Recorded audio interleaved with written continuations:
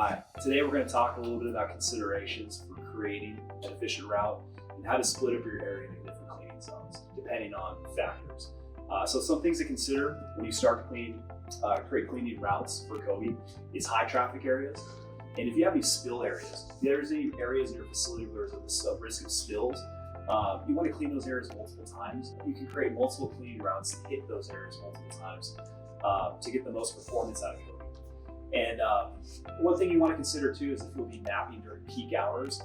One thing you want to make sure you do when you map out routes using Cobi is that you map routes out when the area is as clear as it can be, right? Not during those peak times of the day where you have the most foot traffic. When you're pushing Cobi and you want to create an efficient route, you want to make sure there really aren't any people in its way, right? So do this maybe non-peak hours when the area is as clear as it can get. There's the least amount of people walking through the facility, which is going to help Cobi during that mapping process, create a more efficient route. And then you also want to consider staff schedules. So how you map out zones according to which shift or which schedule your employees work, and who the cleaning operators are that are going to be using Cobi, what time they clock in, what time they clock out. So you can map out the area in a way to where it's most efficient and it lines up with their cleaning schedules. A lot of fixtures too, you want to make sure that if you have a lot of fixtures in your area, it's a large area, you can split it up into zones. Typically, we wouldn't want to map out as a cleaning route that's more than 5,000 square feet for Cobi. We want to keep every cleaning route under that 5,000 square foot kind of benchmark. That allows Cobi to be more efficient, allows you to know where Cobi is approximately in your facility, so it doesn't get lost. And it allows the machine to really provide the most performance if you keep it under that 5,000 square foot mark. Consider layout changes. If you have your environment, and if it's a static environment, you can create a cleaning map for it. But if you do have changes in your layout, you would maybe in the future need to come back, delete that route, and remap it. Cobi does have the ability to sense or to identify obstacles that are in its way.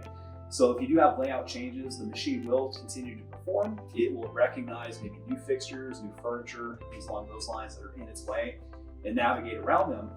But to have the most efficient route, you want to make sure that it's mapped according to that existing layout. And then if you do change that layout in the future, then you go back and remap that route. You want to ask too if Cobi is going to be stored in a central location. That's something to consider as well. You want to put that cleaning, you want to create that map. You want to create that map so that way it's focused on the area that's most important. Like I said earlier, right? Those high traffic areas where you may have a spill risk, maybe there's a soda fountain or a sink. You can hit those areas multiple times, and we'll talk a little bit about how to do that. One of the first ways you can hit those areas multiple times is when you're mapping Cobi and you're pushing it, you can do overlap on each pass through the teach and repeat method, which we'll show you in a later video. But with that teach and repeat method, you can do overlap on each pass to really get a high level of performance. If you really want to focus on an area where you know there's a lot of soil, where you know there's a lot of traffic, or maybe you do have a lot of spill risks, so that way you're really covering every square inch that flooring, and you're actually cleaning it more than once because you're overlapping each pass. Another way you can focus on those areas is you can select the route to run multiple times. And we'll show you that here in a little bit, where you can actually run the same route multiple times, depending on the amount of soil, depending on the amount of foot traffic you have in that area. And those are all some things to consider when mapping. But the first thing you want to do before you map out a route is just do a walkthrough. Check the facility, understand first where you're going to place a HLC code, make sure that's in a proper position, proper place in the area, close to where you'll be cleaning. And then depending on the size of the area and the layout, split it up into different cleaning zones. That'll provide more flexibility for you as a cleaner to select the individual routes you want to clean. And then you can also select multiple routes. So the machine will autonomously start each route sequentially, one after another. But like I said, do that walkthrough, get a good examination of the floor, the space will be clean, and then focus on those high traffic areas, like I said, those spill risk areas. And you also want to pre-sweep. So before you even map out a route, you want to go ahead and pre-sweep the floor. Any loose soil contaminants, you can do that using a dust mop. Make sure the floor is ready, because when you map out a route, you are cleaning at the same time. So you want to make sure that floor is in a good condition so you can actually start cleaning and mapping at the same time. we're going to show you how to zone and map using a custom route with your Cobi. So the first things you want to do before you start mapping a route is pre-sweep your area. You're going to be zoning and cleaning using a dust mop, something of that nature, just to make sure you pick up any light debris that's on the floor. Because when you map out a route using Cobi, you are scrubbing, you are cleaning at the same time. So the same thing you would do before using Cobi on a route autonomously, you want to do that when you're mapping a route. So make sure the floor surface is clean, using that dust mop, and then you want to take a look at the facility. You want to walk through, you want to look for fixtures, you want to look for the total area, and like I mentioned in one of the previous videos, you want to make sure that each route is under that 5,000 square foot total size. So for an environment like this, we have this truck here in the way, right in the center of the route. We're going to basically split up this area into 2 routes, and that would be my recommendation for a facility this size, this much complexity. Using teach and repeat. So we're going to split this facility right in half, right down the middle. And knowing how this is a high traffic area, the main entrance right here in the front, we're going to focus on this area and actually clean this area twice. So what we're going to do is create one cleaning route that basically covers this whole area from my arm to here, and it's going to cover this side of the facility. And the other cleaning route is going to be this side, and we're going to do it right from here. So this area is being cleaned twice. On each route, you're covering the same spot, allowing you to get a little bit more performance out of Cobi. Really focus on the high traffic area to make sure that you're getting as clean as you can. So those are some considerations to take. Those are some things to take into consideration, and we'll get to mapping a route with Cobi. Now we're going to show you how to zone. You clean this area, split it up into 2 different cleaning maps. First thing you want to do is make sure your sensors are wipe clean. Make sure the binocular sensor on the front is clean, the ultrasonic sensors are wipe clean, your LiDAR, even your clit sensors. Before you start mapping a route, you just want to make sure those are clean, so that way the machine knows where it is and it can create an efficient route. So turn your machine on, bring it up to the HLC code like this. You're going to want to press the teacher icon here on the bottom left-hand portion of the screen. You press that, the machine's going to lock on to the HLC code. Now, if the machine is too close or too far away from that code, it's going to tell you, but typically you want to be about this far away from that code so it can scan it, lock onto it, and then show you, it's going to show you on the panel here how many available spots you have for that code. HLC code, as a reminder, you can store up to 6 different unique routes. So we'll go ahead and press this box here for A, and now we're going to select custom. And from here, all you would do is press that blue button to start mapping out a route. So when you're mapping a route, I would start like this, go in nice straight lines. And when you're mapping a route, try to stay in a straight line as much as you can. Maybe find a reference, whether it's a route line or an indication on the floor, just to make sure you're pushing the machine in a straight line. Now, you're also going to want to stay about 6 inches away from obstacles, from corners, from anything that's protruding in your way. Stay about 6 inches away, give yourself enough room. And for this type of layout, I recommend a collapsing circle. So what you would do essentially is go around the perimeter of the map and go around the entire area. And now we're going to want to go all the way to the end to show the previous video. So you want to hit this main traffic area twice. You want this main traffic area completed on each route.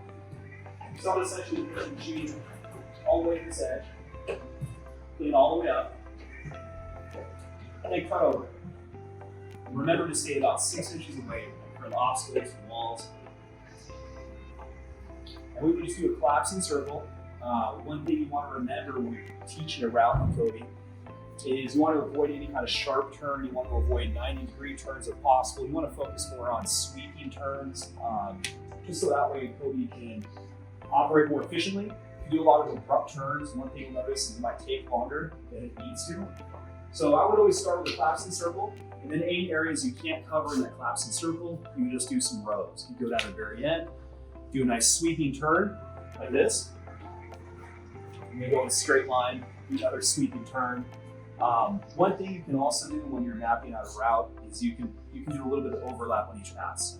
Now, given the size of this area, given the fact we're splitting up into 2 different zones, my personal recommendation would be to provide a little bit of overlap on each pass, just so you're getting a little bit better cleaning performance. What that means is if you're going down a line here, and you go all the way to the end and back, the next route or the next pass you would take would be a little over, it's about 50%. So you're hitting the same spot more than once, and you're just getting a little bit better cleaning performance. And that all comes down to the amount of soil you have, whether it's a high traffic area or not. But in situations like this, where the route really isn't that large, it provides you that flexibility, get a little bit more performance when you're mapping out a route. Then when we're all finished, doing that collapsing circle, covering every square inch of this facility, staying 6 inches away, doing those sweeping turns, avoiding those 90-degree turns, we would basically bring Cobi back to where we started. Bring it back to the HLC code located on the wall. And we bring Cobi back to the wall, back to the code. It's going to scan that HLC code, and then it's going to have you save the route. You're going to press the yellow icon, you're going to press OK, and it's going to store all the information up on the cloud and create a cleaning map. Create a cleaning map for the area you just covered, and that's it. Now we're going to show you how to run the routes that we just mapped out.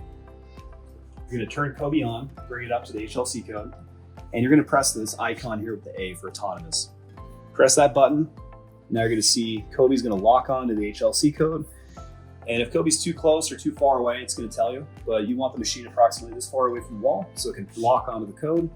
And then once it scans that code, it's going to show you all the routes that you have populated and stored on that particular HLC code. So it's showing the ones we just did, A and B.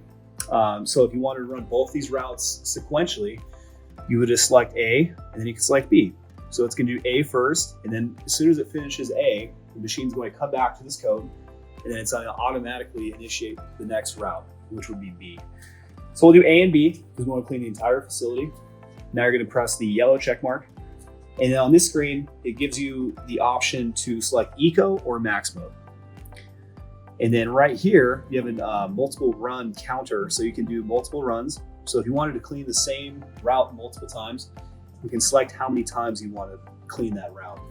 So if you think of non-peak hours where you don't have a lot of foot traffic and you want to do more of a deep clean, I would simply increase this to 2 or 3, however much time you have, and you can run that same route multiple times where the machine is going to run the route, come back, start it again, do it as many times as you select here on the screen.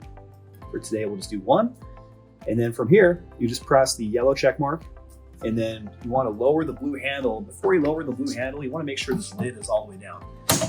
You'll notice if this lid is up a little bit like this, what will happen is the machine won't properly collect the water, and you'll start to see streaking, you'll start to see water coming out from the sides of the machine.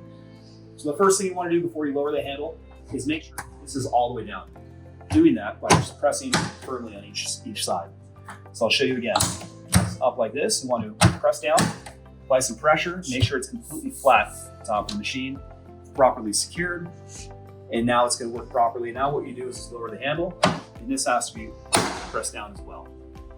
Once that is done, you go ahead and press the go button, and it will clean the routes that we just told it to. You just select it on the back panel.